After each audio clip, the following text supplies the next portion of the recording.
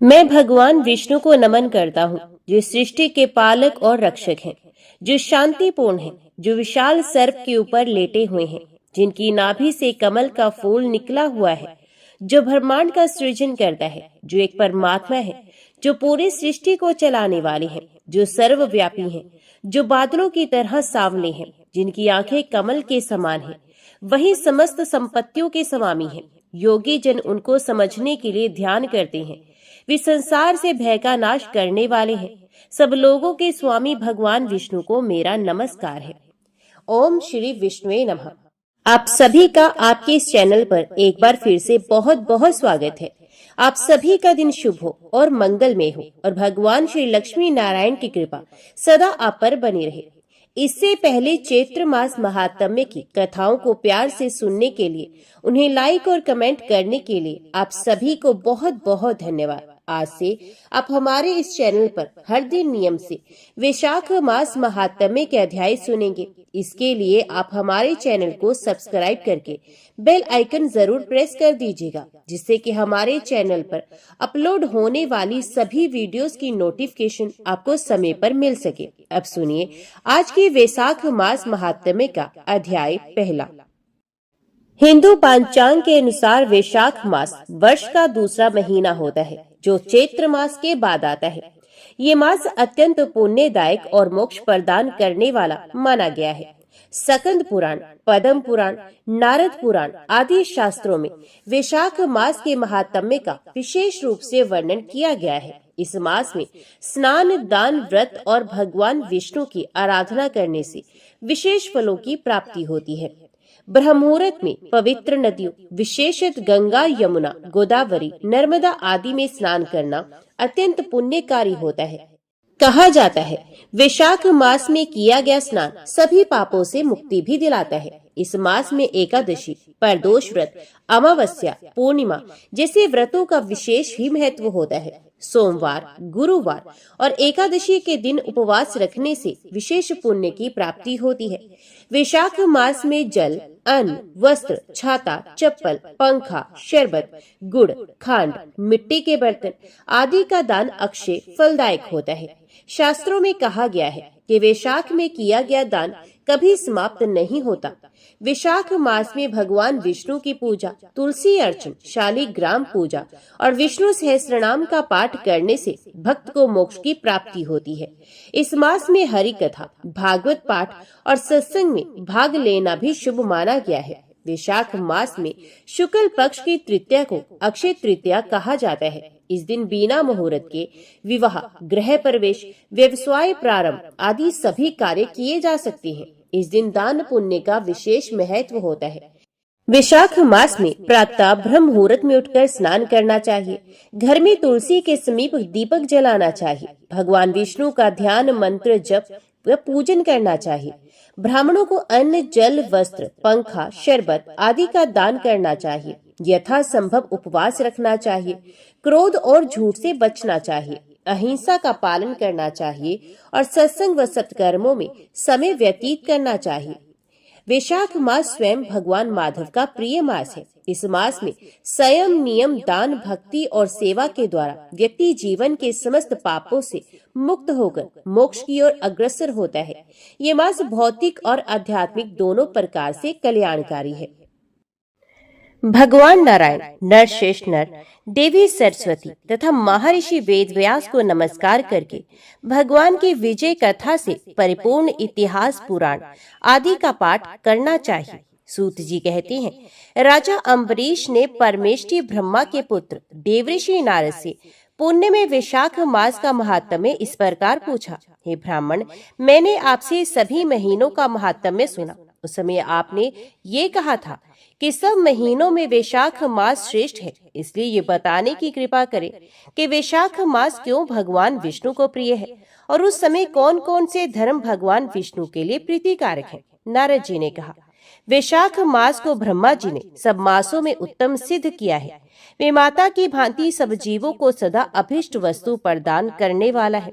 धर्म, यज्ञ, क्रिया और तपस्या का सार है। संपूर्ण देवताओं द्वारा पूजित है। जैसे विद्याओं में वेद विद्या, मंत्रों में प्रणव, वृक्षों में कल्प वृक्ष, धेनुओं में कामधेनु, देवताओं में विष्णु और वर्णों में ब्राह्मण, प्रिय वस्तु में प्राण, नदियों में गंगा जी, तेजों में सूर्य, अस्त्र शस्त्रों में चक्र, धातुओं में स्वर्ण, वैष्णवों में शिव तथा रत्नों में कौस्तुभ मणि है। उसी प्रकार धर्म के साधनभूत महीनों में वैशाख मास सबसे उत्तम है। संसार में इसके समान भगवान विष्णु को प्रसन्न करने वाला दूसरा कोई मास नहीं। जो वैशाख मास में सूर्य उदय से पहले स्नान करता है, उससे भगवान विष्णु निरंतर प्रीति करते हैं। पाप तभी तक गरजते हैं जब तक जीव वैशाख मास में प्रातःकाल जल में स्नान नहीं करता। राजन, वैशाख के महीने में सब तीर्थ आदि देवता बाहर के जल में भी सदैव स्थित रहते हैं। भगवान विष्णु की आज्ञा से मनुष्यों का कल्याण करने के लिए वे सूर्योदय से लेकर 6 दंड के भीतर तक वहां मौजूद रहते हैं। वैशाख के समान कोई दूसरा मास नहीं, सतयुग के समान कोई युग नहीं, वेद के समान कोई शास्त्र नहीं और गंगा जी के समान कोई तीर्थ नहीं।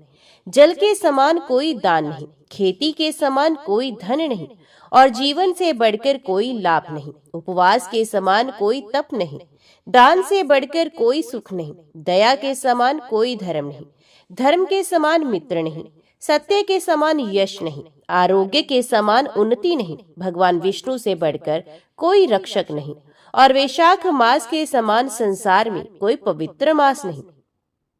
ऐसा विद्वान पुरुषों का मत है। वैशाख मास श्रेष्ठ मास है और शेषशाही भगवान विष्णु को सदा प्रिय है। सब दानों में से जो पुण्य होता है, सब तीर्थों में जो फल होता है, उसी का मनुष्य वैशाख मास में केवल जलदान करके प्राप्त कर लेता है। जो जलदान में असमर्थ है, ऐसे ऐश्वर्य की अभिलाषा रखने वाले पुरुष को उचित है कि वह दूसरे के परबोध करे और दूसरे को जलदान का महत्व समझावे। ये सब दानों से बढ़कर हितकारी है। जो मनुष्य वैशाख में सड़क पर यात्रियों के लिए प्याऊ लगवाता है, वे विष्णु लोक में प्रतिष्ठित होता है। प्रपादान, पौंसला या प्याऊ देवताओं, पितरों तथा ऋषियों को अत्यंत प्रीति देने वाला है। जिसने प्याऊ लगाकर रास्ते के थके मांदे मनुष्यों को संतुष्ट किया है, उसने ब्रह्मा, विष्णु और शिव आदि देवताओं को संतुष्ट कर लिया है। हे राजन, वैशाख मास में जल की इच्छा रखने वाले को जल, छाया चाहने वाले को छाता और पंखे की इच्छा रखने वाले को पंखा देना चाहिए। जो प्यास से पीड़ित महात्मा पुरुष के लिए शीतल जल प्रदान करता है, वे उतने ही मात्र से 10,000 राजस्व यज्ञों का फल पा लेता है। धूप और परिश्रम से पीड़ित ब्राह्मण को जो पंखा डुलाकर हवा करता है, वे उतने ही मात्र से निष्पाप होकर भगवान का पार्षद हो जाता है। जो मार्ग से थके हुए श्रेष्ठ द्विज को वस्त्र से भी हवा करता है, वे उतने से ही मुक्त हो भगवान विष्णु का सायुज्य प्राप्त करता है। जो शुद्ध चित्त से ताड़ का पंखा देता है, इस पापों का नाश करके ब्रह्मलोक को जाता है। जो विष्णु प्रिय वैशाख मास में पादुका दान करता है, वे यमदूतों का तिरस्कार करके विष्णु लोक में जाता है। जो मार्ग में अनाथों के ठहरने के लिए विश्रामशाला बनवाता है, उसके पुण्य फल का वर्णन नहीं किया जा सकता। मध्याह्न में आए हुए ब्राह्मण अतिथि को यदि कोई भोजन दे तो उसके फल का अंत नहीं। राजन, अन्नदान मनुष्यों को तत्काल तृप्त करने वाला है, इसलिए संसार में अन्न के समान कोई दान नहीं। जो मनुष्य मार्ग के थके हुए ब्राह्मण के लिए आश्रय देता है, उसके पुण्य फल का वर्णन नहीं किया जा सकता। जो अन्नदाता है, वह माता पिता आदि का भी विस्मरण करा देता है। इसलिए तीनों लोकों के निवासी अन्नदान की ही प्रशंसा करते हैं। माता और पिता केवल जन्म के ही हेतु हैं, पर जो अन्न देकर पालन करता है, मनुष्य पुरुष इस लोक में उसी को पिता कहते हैं। वैशाख मास में धूप से तपे हुए थके मांदे ब्राह्मणों को श्रमनाशक सुखद पलंग देकर मनुष्य कभी जन्म मृत्यु आदि के कलेशों से कष्ट नहीं पाता। जो वैशाख मास में पहनने के लिए कपड़े और बिछावन देता है, वे उसी जन्म में सब भोगों से संपन्न हो जाता है और समस्त पापों से रहित हो ब्रह्म निर्वाण मोक्ष को प्राप्त होता है। जो तिनके की बनी हुई या अन्य खजूर आदि के पत्तों की बनी हुई चटाई दान करता है, उसकी उस चटाई पर साक्षात भगवान विष्णु शयन करते हैं। चटाई देने वाला बैठने और बिछाने आदि में सब ओर से सुखी रहता है। जो सोने के लिए चटाई और कंबल देता है, वे उतने ही मात्र से मुक्त हो जाता है। निद्रा से दुख का नाश होता है, निद्रा से थकावट दूर होती है और वह निद्रा चटाई पर सोने वाले को सुखपूर्वक आ भी जाती है। धूप से कष्ट पाए हुए श्रेष्ठ ब्राह्मण को जो वस्त्र दान करता है वे पूर्ण आयु और परलोक में उत्तम गति को पाता है। जो पुरुष ब्राह्मण को फूल और रोली देता है वे लौकिक भोगों का भोग करके मोक्ष को प्राप्त होता है। जो खस कुश और जल से वसित चंदन देता है ये सब भोगों में देवताओं की भी सहायता पाता है तथा उसके पाप और दुख की हानि होकर परम आनंद की प्राप्ति होती है। वैशाख के धर्म को जानने वाला जो पुरुष गोरोचन और कस्तूरी का दान करता है वे तीनों तापों से मुक्त होकर परम शांति को प्राप्त होता है। जो विश्रामशाला बनवाकर पयाऊ सहित ब्राह्मण को दान करता है वे लोगों का अधिपति होता है। जो सड़क के किनारे बगीचा, पोखरा, कुआं और मंडप बनवाता है वे धर्मात्मा है, उसे पुत्रों की क्या आवश्यकता।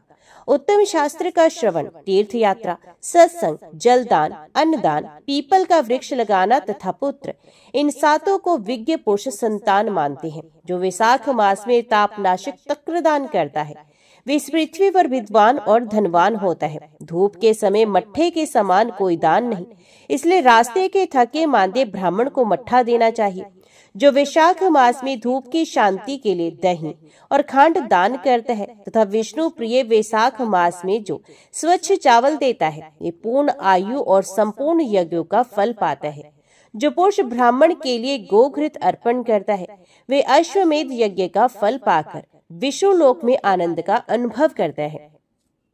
जो दिन के ताप की शांति के लिए सायंकाल में ब्राह्मण को ऊख दान करता है उसको अक्षय पुण्य प्राप्त होता है। जो वैशाख मास में शाम को ब्राह्मण के लिए फल और शरबत देता है उससे उसके पितरों को निश्चय ही अमृत पान का अवसर मिलता है। जो वैशाख के महीने में पके हुए आम के फल के साथ शरबत देता है उसके सारे पाप निश्चय ही नष्ट हो जाते हैं।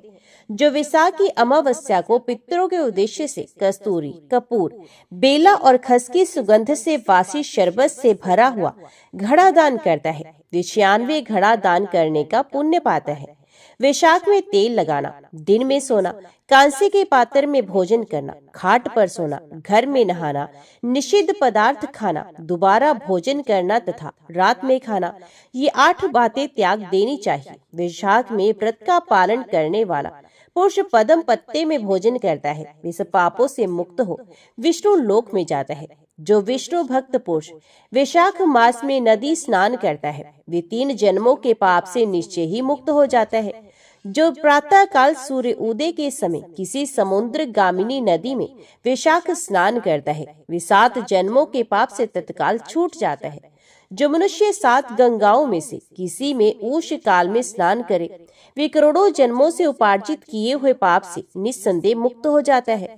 जानवी, वृद्ध गंगा, कालिंदी, सरस्वती, कावेरी, नर्मदा और वेणी ये 7 गंगाएं कही गई हैं। वैशाख मास आने पर जो प्रातः काल बावलियों में स्नान करता है उसके महापातकों का नाश हो जाता है। कंद, मूल, फल, शाक, नमक, गुड़, बेर पत्र, जल और तक जो भी वैशाख में दिया जाए वे सब अक्षय होता है। ब्रह्मा आदि देवता भी बिना दिए हुए कोई वस्तु नहीं पाते। जो दान से हीन है वे निर्धन होता है। अतः सुख की इच्छा रखने वाले पुरुष को वैशाख मास में अवश्य दान करना चाहिए। सूर्य देव के मेष राशि में स्थित होने पर भगवान विष्णु के उद्देश्य से अवश्य प्रातःकाल स्नान करके भगवान विष्णु की पूजा करनी चाहिए। कोई महिरथ नामक एक राजा था जो कामनाओं में आसक्त और अजितेंद्रिय था। ये केवल वैशाख स्नान के सुयोग से स्वत्य वैकुंठ धाम को चला गया। वैशाख मास के देवता भगवान मधुसूदन है, अतः वे सफल मास है। वैशाख मास में भगवान की प्रार्थना का एक मंत्र इस प्रकार है। हे मधुसूदन, हे देवेश्वर माधव, मैं मेष राशि में सूर्य के स्थित होने पर वैशाख मास में प्रातः स्नान करूंगा। आप इसे निर्विघ्न पूरा कीजिएगा। उसके बाद सूर्य के मेष राशि पर स्थित रहते हुए वैशाख मास में प्रातः स्नान के नियम में संलग्न होकर मैं आपको अर्घ्य देता हूँ। मधुसूदन, इसे ग्रहण कीजिए। इस प्रकार अर्घ्य समर्पण करके स्नान करें। फिर वस्त्रों को पहनकर संध्या तर्पण आदि सब कर्मों को पूरा करके विशाख मास में विकसित होने वाले पुष्पों से भगवान विष्णु की पूजा करें। उसके बाद वैशाख मास के महात्म्य को सूचित करने वाली भगवान विष्णु की कथा सुने। ऐसा करने से कोटि जन्मों के पापों से मुक्त होकर मनुष्य मोक्ष को प्राप्त होता है।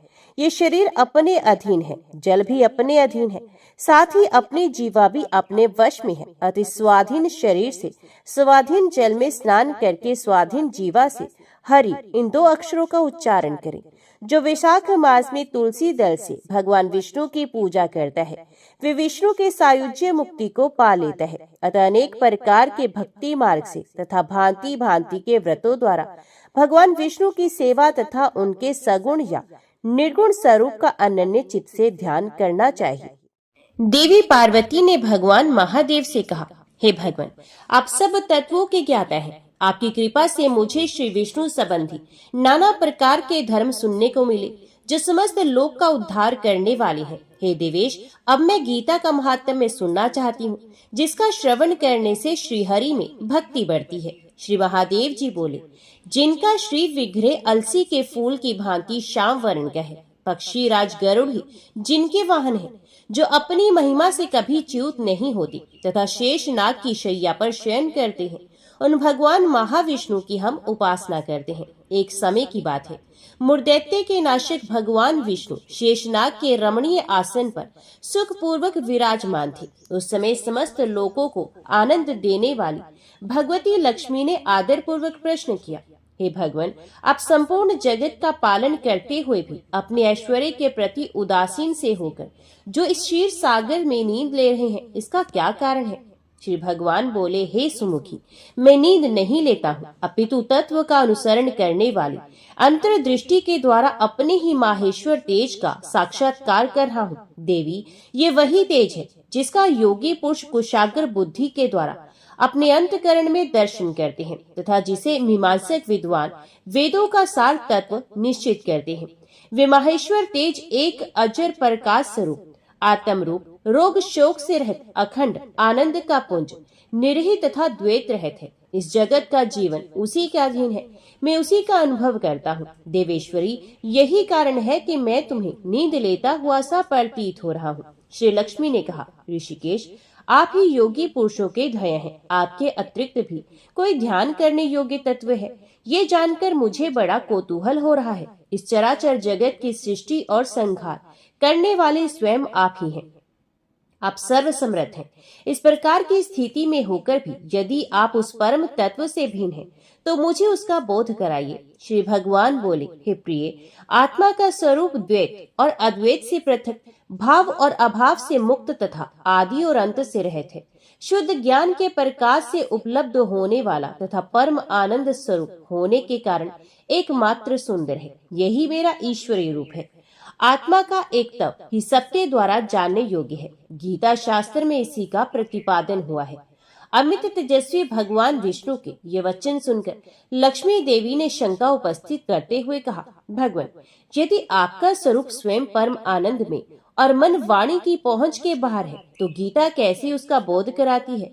मेरे इस संदेह का आप निवारण कीजिए। श्री भगवान बोले, हे सुंदरी, सुनो, मैं गीता में अपनी स्थिति का वर्णन करता हूँ। 5 अध्यायों को तुम 5 मुख जानो, 10 अध्यायों को तुम 10 भुजाएं समझो तथा 1 अध्याय को उदर और 2 अध्यायों को 2 चरण कमल समझो।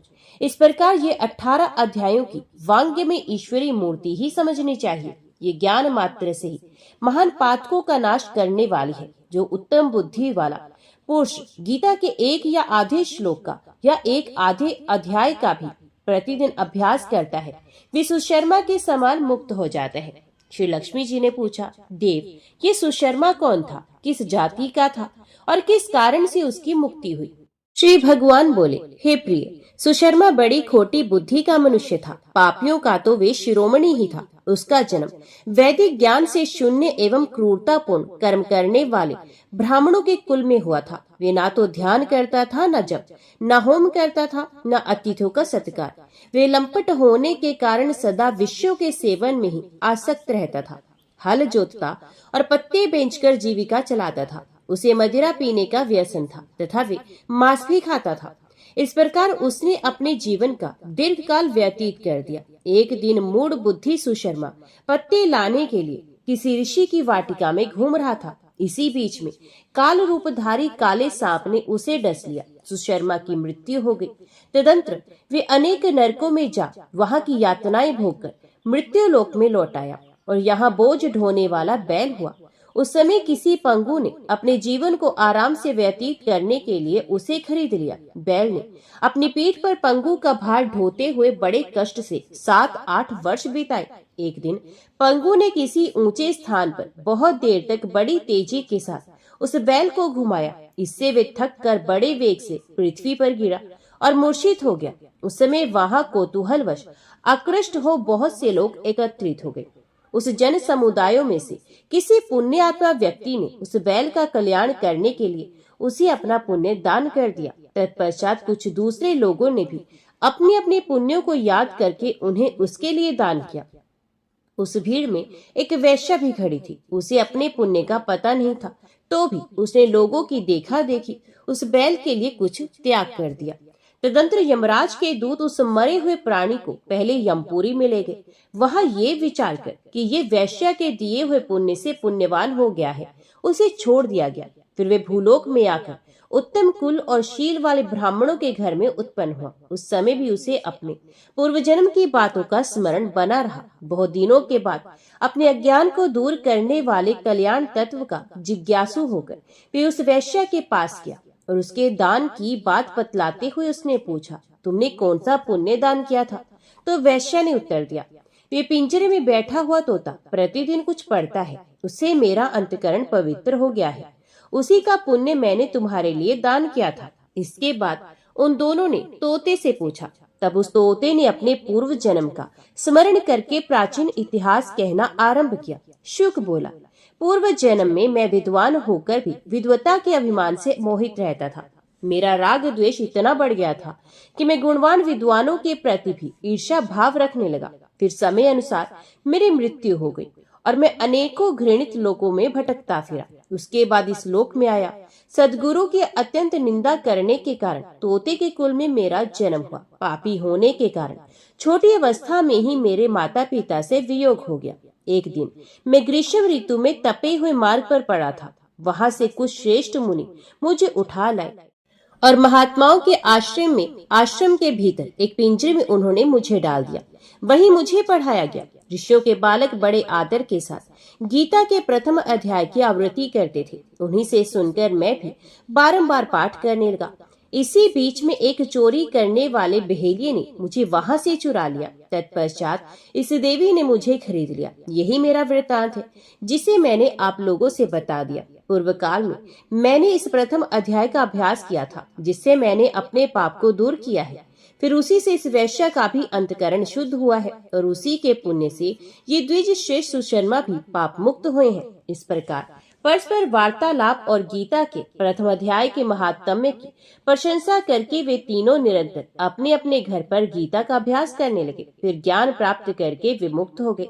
इसलिए जो गीता के प्रथम अध्याय को पढ़ता, सुनता तथा अभ्यास करता है, उसे इस भवसागर को पार करने में कोई कठिनाई नहीं होती। अभी सुनिए विष्णु चालीसा का हिंदी अनुवाद। हे सृष्टि के संचालन करता भगवान विष्णु, अपने सेवक के मन को जानिए। आज आपका भक्त आपके बारे में इस विष्णु चालीसा के माध्यम से वर्णन कर रहा है, कृपया उसे ज्ञान दीजिए। भगवान विष्णु सभी कष्टों व दुखों का नाश करते हैं और सभी का उद्धार करते हैं। उन्हें हम सभी का नमन है। आपकी शक्ति संपूर्ण सृष्टि में सबसे शक्तिशाली है और आपका उत्कर्ष तीनों लोकों में व्याप्त हो रहा है। आपका रूप बहुत ही सुंदर, मन को मोह लेने वाला है और आपका स्वभाव एकदम सरल है। आप अपने रूप से सभी का मन मोह लेते हैं। आपने अपने तन पर पीले रंग के वस्त्र पहने हुए हैं और गले में वैजंती की माला सुशोभित है। आपने अपने हाथों में शंख, सुदर्शन चक्र, गदा पकड़े हुए हैं, जिन्हें देखकर असुरों में भय व्याप्त रहता है। आपके कारण ही इस सृष्टि में सत्य, धर्म इत्यादि की विजय रहती है और काम, क्रोध, मद, लोभ इत्यादि का नाश होता है। आप ही संतों, ऋषि मुनि, सज्जन मनुष्यों की रक्षा करते हो और उनके मन को आनंदित करते हो, तो वहीं दूसरी ओर आप ही असुर, दैत्य व राक्षसों का नाश करते हो। आप ही सुख प्रदान करने वाले हो और आप ही हम सभी के कष्टों को हरने वाले हो। आप ही हमारी कमियों को दूर करने वाले हो और आप ही हमें सदपुरुष बनाने वाले हो। भगवान विष्णु के द्वारा ही अपने भक्तों के पापों को नष्ट कर उनका उद्धार किया जाता है और उनके कष्ट दूर कर उन्हें भव सागर पार करवाया जाता है। पृथ्वी पर धर्म की रक्षा के लिए भगवान विष्णु ने समय समय पर कई अवतार लिए हैं और अपने भक्तों का उद्धार किया है। त्रेता युग में पृथ्वी पर जब राक्षसों का अत्याचार अत्यधिक बढ़ गया और आपके भक्तों ने आपको पुकारा, तो आप श्री राम का रूप धारण कर पृथ्वी पर अवतरित हुए। श्री राम के रूप में आपने राक्षसों के राजा रावण का, उसके संपूर्ण कुल व राक्षस सेना के साथ नाश कर दिया और धरती का भार हल्का कर दिया। हिरण्याक्ष के द्वारा पृथ्वी को समुद्र में डुबो देने के कारण आपने वराह रूप धारण कर पृथ्वी की रक्षा की। वह हिरण्याक्ष राक्षस का वध किया। पिछले कल्प के अंत समय में आप मत्स्य रूप धरकर उस कल्प से 14 रत्नों को बचाकर इस कल्प में लेकर आए और अपनी महिमा को दिखाया। समुद्र मंथन के समय जब असुरों के द्वारा अमृत पान के लिए अत्यधिक उत्पाद मचाया गया, तब आपने मोहिनी रूप धरा। मोहिनी रूप में आपने देवताओं को अमृत पिलाया, जबकि असुरों को अपने रूप में बहला कर रखा। समुद्र मंथन के लिए आपने कूर्म अवतार धारण किया और मंदराचल पर्वत का भार उठाया। भगवान शिव जब भस्मासुर को दिए वरदान से परेशान हो गए, तब आपने ही स्त्री रूप धरकर भस्मासुर का अंत कर दिया। जब राक्षसों के द्वारा भगवान ब्रह्मा से वेदों को चुराकर समुद्र में डुबो दिया गया, तब आप ही हयग्रीव अवतार में वेदों को पुनः लेकर वहां आए। आपने स्त्री रूप में भस्मासुर को अपने साथ नृत्य करने के लिए तैयार किया और उसी के वरदान से उसे भस्म कर दिया। एक बार जलंधर राक्षस ने अत्यधिक आतंक मचा दिया और भगवान शिव के साथ भयंकर युद्ध किया। भगवान शिव ने जलंधर से भीषण युद्ध किया, लेकिन उसकी पत्नी वृंदा के तप के कारण उसे पराजित नहीं कर सकी और ये देखकर माता सती परेशान हो उठी। इसके पश्चात माता सती ने आपको ही याद किया और सब समस्या आपको बताई। माता सती के आग्रह करने पर आपने वृंदा की तपस्या को भंग करने के लिए जलंधर का रूप धरा और वृंदा के पास गए। वृंदा ने जब आपको देखा तो वे भी भ्रम में पड़ गई और अपनी तपस्या छोड़कर आपके पास चली आई। माता वृंदा के स्पर्श से आपने अपनी गलती भी स्वीकार की और उन्हें सदैव अपने साथ माता तुलसी के रूप में पूजने का आशीर्वाद दिया। और दूसरी ओर भगवान शिव ने जलंधर का वध कर दिया। आप ही ने अपने भक्त प्रहलाद की रक्षा के लिए उसके पिता हिरण्यकशिपु का नरसिंह अवतार में वध कर दिया। आपने अपने अनेक गण, भक्त इत्यादि का उद्धार किया है और उन्हें भवसागर पार लगाया है। हे भगवान विष्णु, कृपा हमारे दुखों का भी अंत कर दीजिए और हम पर अपनी कृपा दृष्टि बनाइए। मैं प्रतिदिन ही आपके दर्शन करता हूँ। आप ही याचकों, निर्धनों, भक्तों के लिए शुभ फल देने वाले हैं। आपका सेवक आपके दर्शन करने से बहुत खुश है और वह आपसे अपने ऊपर कृपा रखने की याचना कर रहा है। मैं नादान हूँ हे प्रभु, और इतना तप यज्ञ के बारे में नहीं जानता। मैं केवल आपका ही स्मरण करता हूँ। मुझ पर अपनी दया दिखाइए हे प्रभु, और मुझे व्रत इत्यादि विधि के बारे में इतना पता भी नहीं है। मैं अज्ञानी, आपका किस विधि के अनुरूप पूजन करूं, अज्ञानता में मुझसे कोई भूल न हो जाए, अन्यथा इसका दुख बहुत भीषण होगा। मैं आपको विधि पूर्वक प्रणाम करता हूँ और आपके सामने अपना संपूर्ण समर्पण करता हूँ। देवताओं, ऋषि मुनियों ने सदैव ही आपकी सेवा की है और परम हर्ष को प्राप्त किया है। आपने सदा ही दीन दुखियों इत्यादि पर अपनी कृपा दृष्टि रखी है और उन्हें अपना बनाया है। आप ही हम सभी के पाप, दोष, कमियों को दूर करने वाले हो और हमें सभी सांसारिक बंधनों से मुक्त कर हमारा उद्धार करने वाले हो। आप ही हमें संतान, संपत्ति देकर सुख देते हो और अब हमें अपने चरणों का दास बनाकर हमें मुक्त कर दीजिए। निगम सदा ही सभी से ये प्रार्थना करता है कि जो कोई भी ये विष्णु चालीसा पढ़ता है या दूसरों को सुनाता है, वह सदैव सुख पाता है। तो सब प्रेम से बोलो, लक्ष्मी नारायण भगवान की जय, राधा कृष्ण भगवान की जय।